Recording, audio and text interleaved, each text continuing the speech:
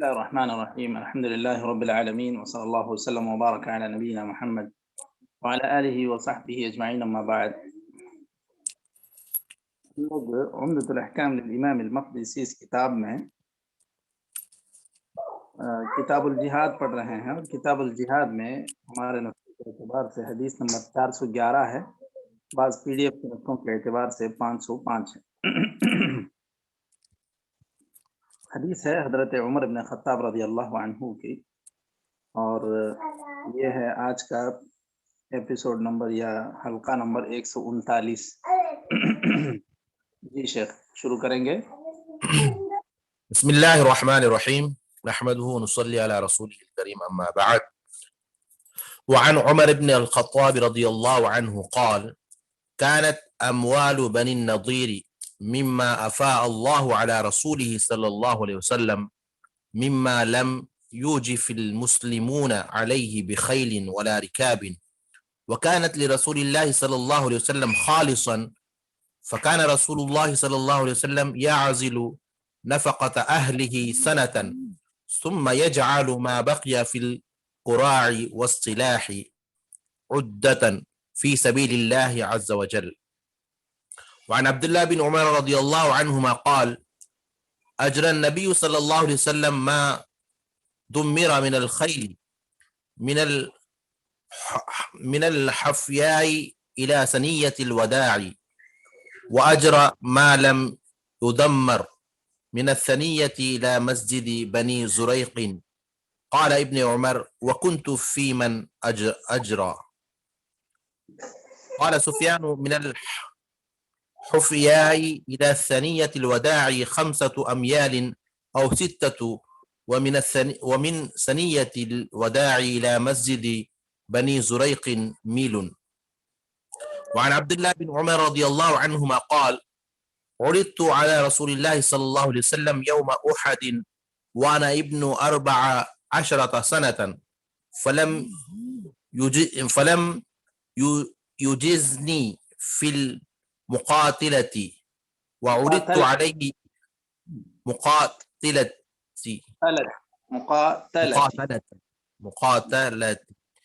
وعرضت عليه يوم الخندق وأنا ابن 15 سنة فأجازني. وعنه أن رسول الله صلى الله عليه وسلم قسم في النفل للفرس سهمين وللرجل سهما. وعنه أن رسول الله صلى الله عليه وسلم كان ينفل بعض من يبعث في السرايا لأنفسهم خاصة سوى قسم عامة الجيش. وعن أبي موسى عبد الله بن قيس الأشعري رضي الله جي كافية. هذا بالله التوفيق. بسم الله الرحمن الرحيم. الحمد لله رب العالمين، وصلى الله وسلم وبارك على نبينا محمد وعلى آله وصحبه أجمعين، أما بعد. ہم لوگ عمدۃ الاحکام للامام المقدسی اس کتاب میں کتاب الجہاد پڑھ رہے ہیں، اور کتاب الجہاد میں ہم لوگ حدیث نمبر 411 اور بعض پی ڈی ایف کے نسخوں کے اعتبار سے حدیث نمبر 505 ہے، حلقہ نمبر 139۔ حدیث ہے حضرت عمر بن خطاب رضی اللہ عنہ کی کہ نبی کریم صلی اللہ علیہ وسلم کے لیے بنو نذیر یہ بھی ایک قبیلہ تھا یہودیوں کا، تو انہوں نے آپ صلی اللہ علیہ وسلم کے ساتھ جو عہد کیا تھا اس کی عہد شکنی کی کہ مدینے میں رہتے ہوئے آپ ہمارے خلاف کسی بھی دشمن کی مدد نہ کریں، تو ان لوگوں نے اس عہد کی بدشکنی کی یا بدعہدی کی عہد شکنی کی، تو آپ صلی اللہ علیہ وسلم نے اب ان کا محاصرہ کیا، اور ان کا محاصرہ کرنے کی وجہ سے یہ لوگ بغیر کسی لڑائی کے، بغیر کسی جنگ کے، یہ لوگ اس بات پر آپ صلی اللہ علیہ وسلم سے گفتگو کیے کہ ہم جو اپنی سواریاں یا اپنے چوپائے پہ جو اپنا تھوڑا موڑا سامان لے جا سکتے ہیں وہ لے جائیں گے، بقیہ آپ کا ہوگا، آپ ہمیں چھوڑ دیجئے۔ تو آپ صلی اللہ علیہ وسلم نے ان کی اس بات کو قبول کر لیا اور چھوڑ دیا ان کو۔ تو ان کے جتنے بھی مال و جائیداد تھے وہ سارے کے سارے اللہ اور اس کے رسول کے لیے حاصل ہوئے، اور اس طرح حاصل ہوئے کہ مسلمانوں نے اس کے لیے نہ گھوڑے کی مدد لی اور نہ اونٹوں سے اس کے لیے وہ لوگ کوئی جنگ لڑے۔ تو لم یوجف اس کے معنی اوجف یوجف ایجافن باب فعل سے ہے، الاسراع فی السیر۔ لم یوجف کا مطلب لم یسرع فی السیر، یا کوئی بھی اس طرح کا کوئی اقدام نہیں کیا گیا جس کے ذریعے سے جنگ کا آغاز ہو جائے، تو اس کو کہتے ہیں الایجاف ای الاسراع فی السیر۔ تو مما لم یوجف المسلمون علیہ بخیل ولا رکاب، خیل تو معروف ہے، گھوڑے کو کہتے ہیں، رکاب ابل کو کہتے ہیں، رکاب الابل کو کہتے ہیں اونٹ کو، کہ نہ اونٹوں کی مدد سے اور نہ گھوڑوں کی مدد سے مسلمانوں نے کوئی جنگ لڑی، بلکہ یہ بغیر کسی جنگ کے یہ بنو نذیر کے سارے جائیدادیں، یہ ساری چیزیں اللہ اور اس کے رسول کے لیے حاصل ہوئی، اور یہ اصل میں اللہ کے رسول صلی اللہ علیہ وسلم کے لیے خالص تھیں، کیونکہ اگر مسلمان جنگ کے لیے تیار ہوتے اور لڑائی ہوتی تو سارے کے سارے مجاہدوں کا حصہ بنتا، تقسیم ہوتی، یہ کوئی بات یہاں پر نہیں ہوئی۔ تو گویا کہ یہ ساری چیزیں اللہ کے رسول صلی اللہ علیہ وسلم کے لیے تھیں، تو آپ صلی اللہ علیہ وسلم نے یہ کیا کہ جتنا ایک سال کے لیے اپنے اہل و عیال کے لیے ضرورت پڑتی ہے اس کو آپ صلی اللہ علیہ وسلم نے امہات المومنین میں تقسیم کر دیا۔ پھر اس کے بعد آپ صلی اللہ علیہ وسلم بقیہ جو بھی حصہ ہوتا تھا یہ سارے کا سارا اللہ کی راہ میں جہاد کے لیے گویا کہ ذخیرہ کر دیتے تھے، اور اللہ کی راہ میں جہاد کے لیے بیت المال میں گویا کہ جمع کرا دیتے تھے، گرچہ کہ آپ صلی اللہ علیہ وسلم کے لیے اس کا حق تھا، اس کے باوجود جتنی ضرورت ہوتی اس کو رکھ لیتے، اس کے علاوہ جو بھی ہوتا وہ اللہ کی راہ میں آپ صلی اللہ علیہ وسلم گویا کہ ایک اسٹاک کے طور پہ رکھ دیتے یا دے دیتے۔ اصل میں ان جو بنو نذیر کے جو لوگوں کی جو بدعہدی تھی وہ کسی دشمن کی مدد کے ذریعے نہیں ہوئی تھی، بلکہ ان کی اصل بدعہدی کی وجہ یہ کہ عامر ابن امیہ الضمری انہوں نے غلطی سے 2 مسلمانوں کا قتل کر دیا، غلطی سے، جان بوجھ کر نہیں۔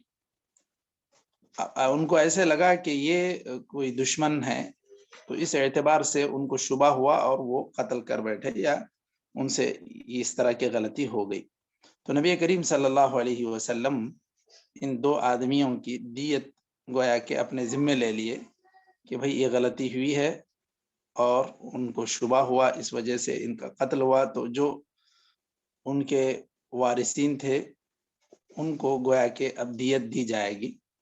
مان لیں 100 اونٹ دونوں کے ہوتے ہیں تو 200 اونٹ یا اس کے برابر جو بھی اموال دیت میں طے پا رہے تھے۔ آپ صلی اللہ علیہ وسلم یہودیوں کے ساتھ معاملے کرتے تھے، آپ صلی اللہ علیہ وسلم یہودیوں کے پاس گویا کہ قرض لینے کے لیے یا ان سے بھی مدد اس طرح اس کام میں سہارا لینے کے لیے آپ صلی اللہ علیہ وسلم ان کے پاس گئے۔ اب آپ صلی اللہ علیہ وسلم کو گویا کہ انہوں نے بیٹھا دیا یا باتوں میں لگا دیا، اور اوپر سے ان لوگوں نے یہ کوشش کی کہ آپ صلی اللہ علیہ وسلم پر چکی کا پارٹ گرا دیا جائے۔ تو ان کی بدعہدی اور ان کے اس ارادے کا آپ صلی اللہ علیہ وسلم کو گویا کہ وحی کے ذریعے علم ہو گیا، اور آپ صلی اللہ علیہ وسلم وہاں سے اٹھ کر ایسے لگا کہ آپ صلی اللہ علیہ وسلم کسی ضرورت کے لیے جا رہے ہیں، بنا کچھ بولے کہ آپ صلی اللہ علیہ وسلم چلے آئے۔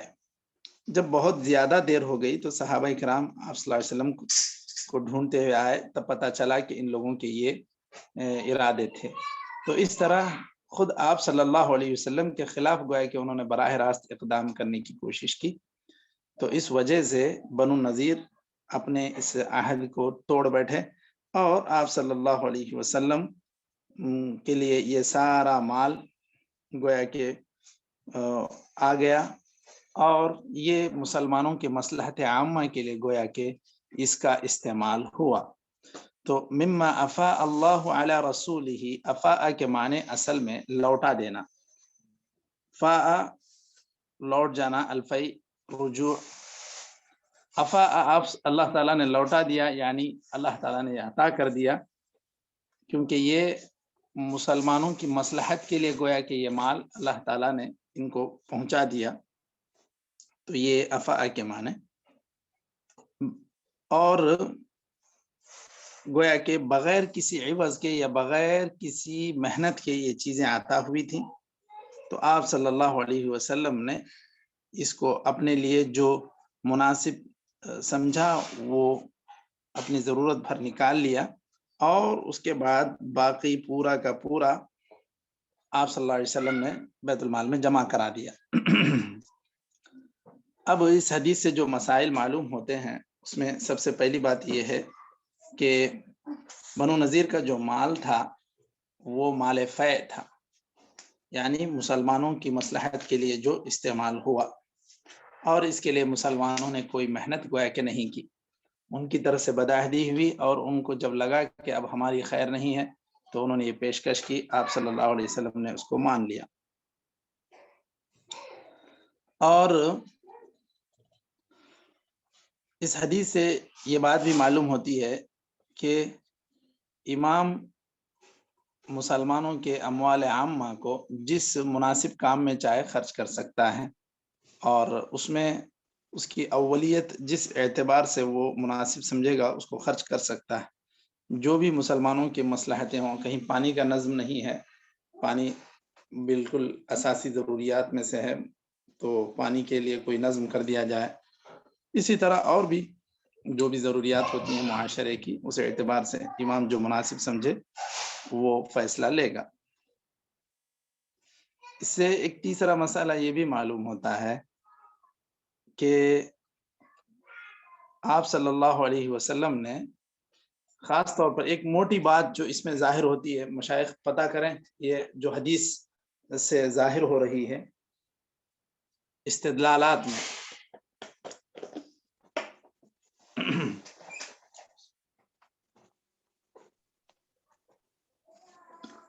اللہ کے نبی نے صلی اللہ علیہ وسلم مومنین کو 1 سال کا غلہ دیا۔ ایوہ جی بالکل، تو یہ سب سے بڑی اور ظاہر بات ہے، کیونکہ 1 سال کا غلہ اسٹور کرنا یا جمع رکھنا یہ توکل کے منافی نہیں۔ ایسا آدمی نہ سوچے کہ پتہ نہیں کیا 6 مہینے کے بعد کیا ہوگا، یہ سوچ کر 1 سال کا جمع کر رہے ہیں، بلکہ بعض علاقوں میں رواج ہی ایسا ہوتا ہے کہ سال کی سال فصل آتی ہے، تو فصل آتے ہی اپنے گھر کی سال بھر کی ضرورت کا جو کسان اندازہ کرتے ہیں وہ اپنے لیے رکھ لیتے ہیں، بقیہ وہ اس کو جو ہے بیچ کر جو اپنے کام دیگر ہوتے ہیں اس کو وہ انجام دیتے ہیں۔ تو اس طرح یہ 1 سال کی خوراک جمع کرنا یہ کوئی توکل کے منافی امر نہیں ہے، یہ جائز ہے۔ اب جب 1 سال کا جائز ہے تو بدرجہ اولا 1 مہینے کا، 2 مہینے کا، 6 مہینے کا جائز ہے۔ چلیے اس کے بعد جو حدیث ہے، حدیث نمبر 412، حضرت عبداللہ بن عمر رضی اللہ عنہما کی حدیث ہے کہ نبی کریم صلی اللہ علیہ وسلم نے گھوڑوں میں جو تیار کیے گئے تھے گھوڑے جہاد کے لیے، ان کی آپ صلی اللہ علیہ وسلم نے دوڑ لگائی، یا کہ ان کا مسابقہ کروایا، کہاں سے کہاں تک؟ حفیہ سے ثنیۃ الوداع تک۔ الحفیہ سے ثنیۃ الوداع، یہ دونوں، حفیہ ابتدا، ثنیۃ الوداع یہ انتہا. تو یہ دونوں کے درمیان 5 میل کا فاصلہ ہے. 5 میل کہیں گے تو 1 میل ہوتا ہے 2 کلومیٹر کے قریب یا 1.25 کلومیٹر مان لیں. تو یہ ہوتا ہے 1.25 کلومیٹر. 5 میل کا مطلب اب یوں سمجھ لیں کہ قریب 8 کلومیٹر سے کچھ زیادہ آپ صلی اللہ علیہ وسلم گویا کہ تیار شدہ، جو تیار گھوڑے، مطلب تضمیر کسے کہتے ہیں کہ گھوڑے کو موٹا کیا جاتا ہے، اچھے سے کھلایا پلایا جاتا ہے، پھر دھیرے دھیرے اس کی غذا کم کر دی جاتی ہے، تو اس کی وجہ سے وہ مزید چاق و چوبند ہوتا ہے اور وہ جہاد میں بڑی پھرتی سے گویا کہ اپنے جوہر دکھلاتا ہے. تو اس اعتبار سے وہ زیادہ طاقتور بھی ہوتا ہے. تو آپ صلی اللہ علیہ وسلم ان گھوڑوں کو دوڑایا کرتے تھے قریب 8 کلومیٹر کے قریب. تو یہ آپ صلی اللہ علیہ وسلم نے جہاد کی تیاری کے لیے اس طرح گھوڑوں کی ریس گویا کہ آپ صلی اللہ علیہ وسلم نے انجام دی اور یہ اپنی نگرانی میں یہ چلایا. اور اسی طرح وہ گھوڑے جن کی تیاری نہیں کی گئی ہوتی، یا وہ گھوڑے جو عام قسم کے ہوتے، جو ابھی کھا پی کے موٹے ہی ہیں، ان کو پھر سے تیار نہیں کیا گیا ہے، تو ایسے گھوڑوں کو بس 1 میل دوڑاتے. تو یہ جہاد کی تیاری تھی، اور اس کے لیے گویا کہ یہ جو وقت لگتا ہے یہ خود بھی اللہ تعالیٰ کی رضامندی کا ایک حصہ ہے. کیونکہ انسان یہ نہ سمجھے کہ اگر ہم گھوڑوں کی ریس کروا رہے ہیں تو یہ تو کوئی غیر ضروری کام ہے، بلکہ جو اللہ کی راہ میں جہاد کے لیے جس چیز کی بھی ضرورت ہے، ان ساری چیزوں کے لیے امیر اور جو بھی رعایا ہیں وہ سب وقت دیں. یہ کار ثواب ہے، یہ ثواب کا کام. تو آپ صلی اللہ علیہ وسلم نے جو الحفیہ نامی مقام ہے مدینے سے باہر، یہاں سے لے کر ثنیۃ الوداع تک جو 5 میل کا فاصلہ ہے، یہ تیار شدہ جہادی گھوڑوں کے لیے آپ صلی اللہ علیہ وسلم نے گویا کہ ریس کے لیے پوائنٹ مقرر کیے تھے. اور ایک جو آپ صلی اللہ علیہ وسلم نے پوائنٹ مقرر کیا تھا ثنیۃ الوداع سے مسجد بنی زریق تک، یہ 1 میل کا ان گھوڑوں کے لیے جو تیار شدہ نہیں تھے. تو یہ اس چیز کو بتلاتا ہے کہ مسلمانوں کا اہتمام کس جانب تھا. ابتدائے اسلام میں مسلمانوں کی توجہ زیادہ سے زیادہ کن چیزوں پر تھی. یہ مسلمانوں کے لیے گرچہ کہ وقتی طور پر ایک ورزش بھی نظر آتی ہے، اس میں ایک صحت کا بھی راز نظر آتا ہے، لیکن یہ ایک با مقصد تیاری بھی ہے. اس کے علاوہ جو بھی بے مقصد کام ہوں، جس کا خاص امت کو، اسلام کو کوئی خاص فائدہ نہ ہو، ایسے سارے کاموں میں وقت لگانا، وقت بیکار کرنا، یہ ساری چیزیں بے فائدہ ہیں. اگر ورزش یا صحت کے لیے ایسا کوئی کام ہوتا ہے جس سے آپ کی صحت کی حفاظت ہو، تو پھر وہ بہت ہی بہتر ہے.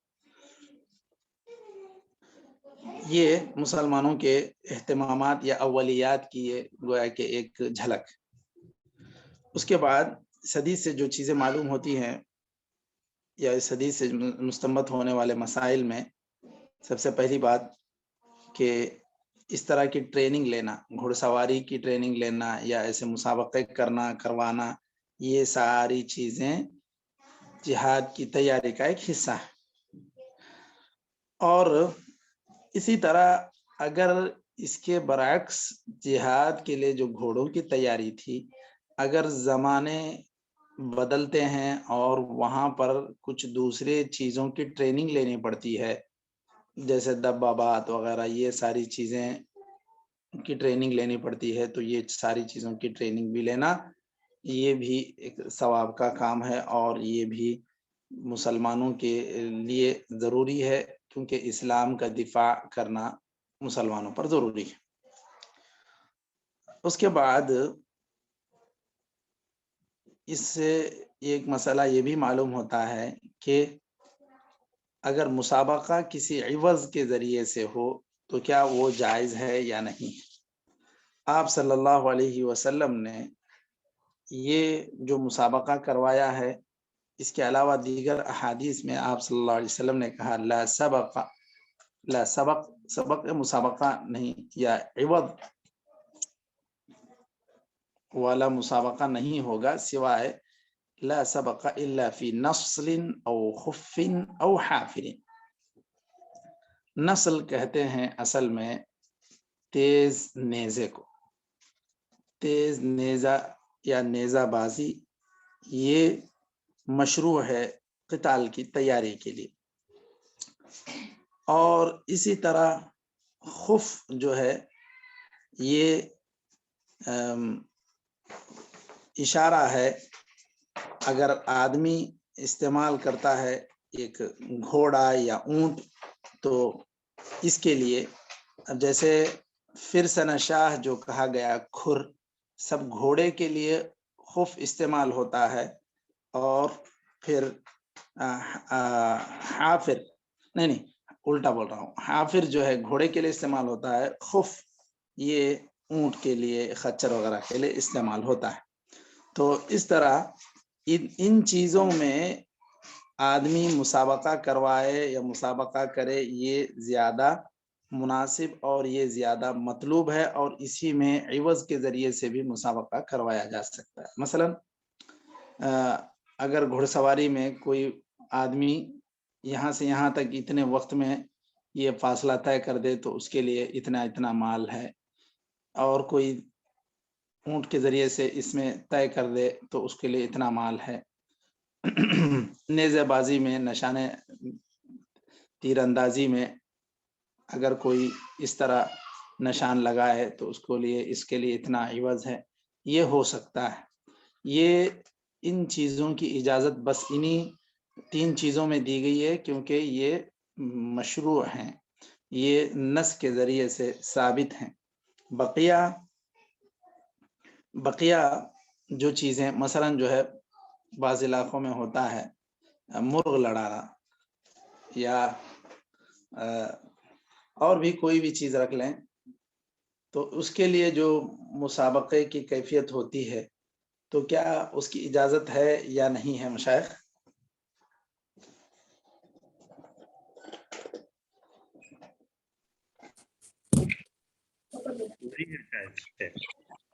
کبوتر بازی یا پھر مرغے لڑانا سب شاید یہ جائز نہیں.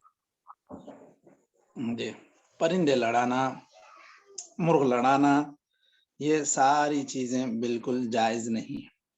البتہ شیخ الاسلام نے تیمیہ نے کہا ہے کہ جس طرح جہاد کے ذریعے سے اسلام کی سربلندی ہوتی ہے اس طرح اسلامی مسائل یا مسائل علم کے لیے مسابقہ جائز ہے, کیونکہ اس کے ذریعے سے بھی ایک علمی استعداد ہوتا ہے.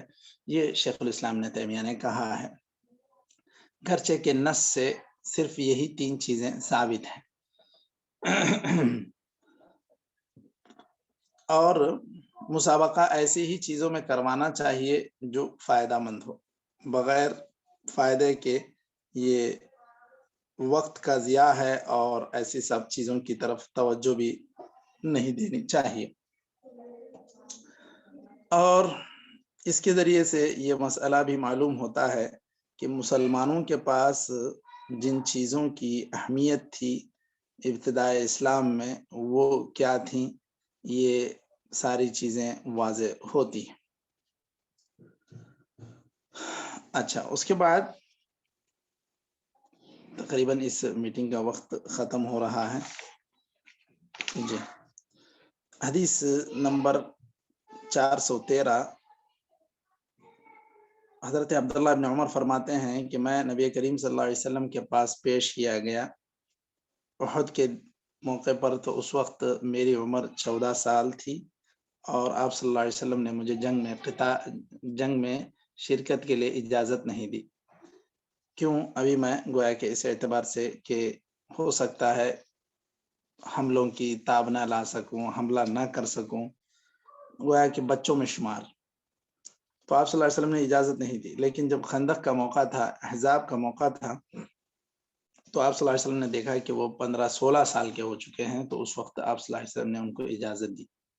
تو یہ بلوغت کا اعتبار یا تو 15 سال پورے ہو کے 16 سال بھی میں داخل ہو جائیں، یا پھر جو بھی علامتیں ہیں بلوغت کی مردوں کے لیے عورتوں کے لیے ان کا اعتبار کیا جائے، تو بالغ انسان شرکت کر سکتا ہے، بچے شرکت نہ کریں۔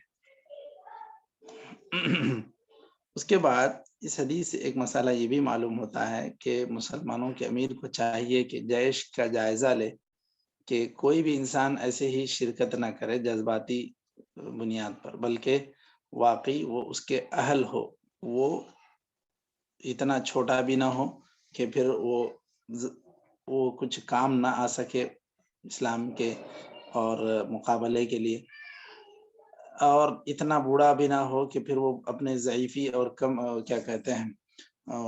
کمزوری کی وجہ سے وہ نقصان کا باعث نہ بنے، یا پھر جو ہے خواہ ایسے کمزور لوگ بھی شریک ہوں گے تو ان کو خیال رکھنا یہ خود ایک بڑا کام ہو جائے گا۔ تو اس اعتبار سے نہ بچوں پر ہے ذمہ داری، یا یہ واجب نہیں ہے، اور نہ ہی بوڑھوں پر ہے۔ تو اس اعتبار سے آپ صلی اللہ علیہ وسلم نے پہلے مرتبہ میں ان کو شرکت کی اجازت نہیں دی، کیونکہ ابھی وہ چھوٹے تھے۔ جب دوسری مرتبہ انہوں نے شرکت کی یا اجازت چاہی تو ان کو اجازت مل گئی۔ جنگ احد تو سن 3 ہجری میں ہوئی تھی، اور جنگ خندق سن 5 ہجری میں۔ جنگ خندق ہی کا نام جنگ احزاب بھی ہے، ذی قاعدہ سن 5 ہجری میں یہ ہوئی تھی۔ چلیے، تو یہاں تک ہم لوگ آج رک جاتے ہیں، انشاءاللہ پھر اس کے بعد حدیث نمبر 414 سے آگے بڑھتے ہیں۔ نکتفی بہذا القدر وصلی اللہ وسلم علی نبینا محمد وعلی آلہ وصحبہ اجمعین۔ السلام علیکم ورحمۃ اللہ وبرکاتہ۔ وعلیکم السلام ورحمۃ اللہ۔